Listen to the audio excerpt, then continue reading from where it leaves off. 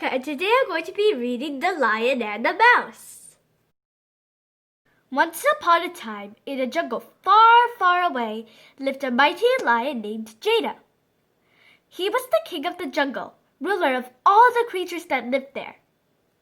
The jungle animals loved their king, but were always a bit nervous around him, because he had a ferocious set of teeth. One day, after he'd finished his breakfast, Jada wondered what to do. He soon decided that today, like most days, was a great day to visit some of his royal subjects and explore his kingdom. "I think I'll go see the monkeys this morning," Jada said to himself. "They're a chatty bunch and always have a new joke to tell me. After that, maybe I'll go for a swim." With that, Jada set off towards the grove where the monkeys lived. At the monkey's tree, Jada announced himself with a roar.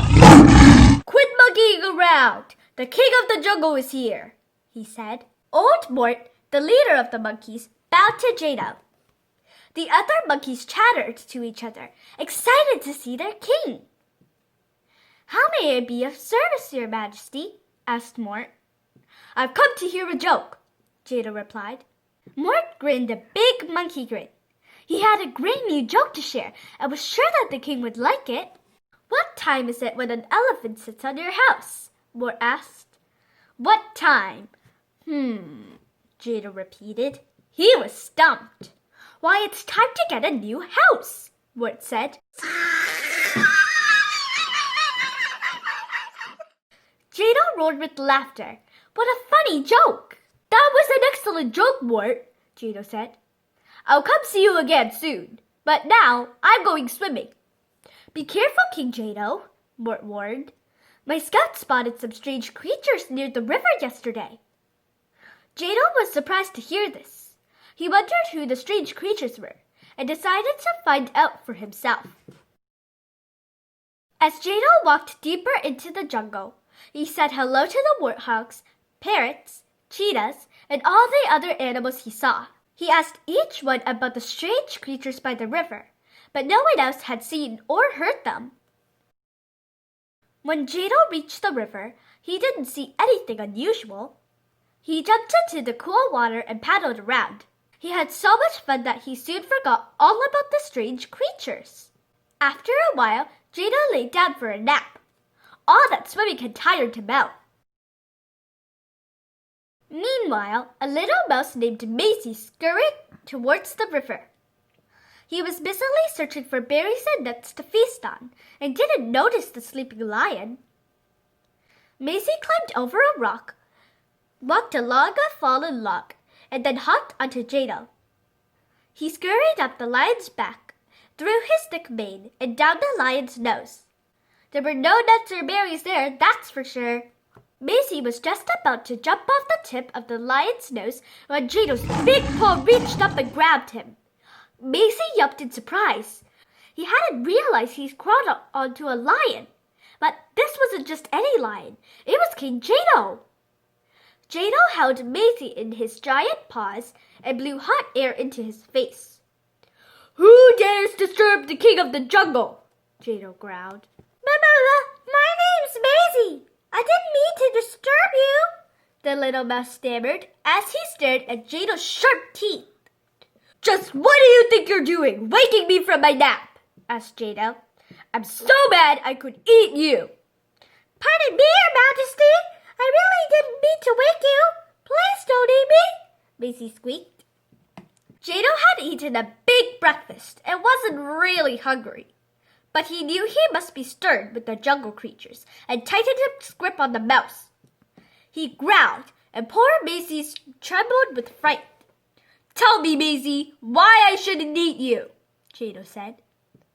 "If you let me go, I'll remember your kindness. One day when you need help, I'll return the favor," Maisie said, gathering his courage. "Now just how could a teeny mouse help a big strong lion like me?"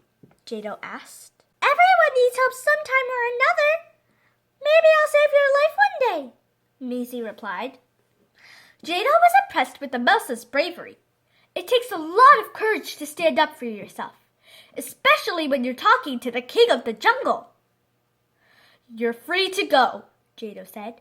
I hope you learned your lesson about waking me. Yes, Your Majesty, of course. And don't forget my promise to help you. Just let me know when you need me, Maisie replied. With that, Maisie ran away as fast as his little legs would carry him.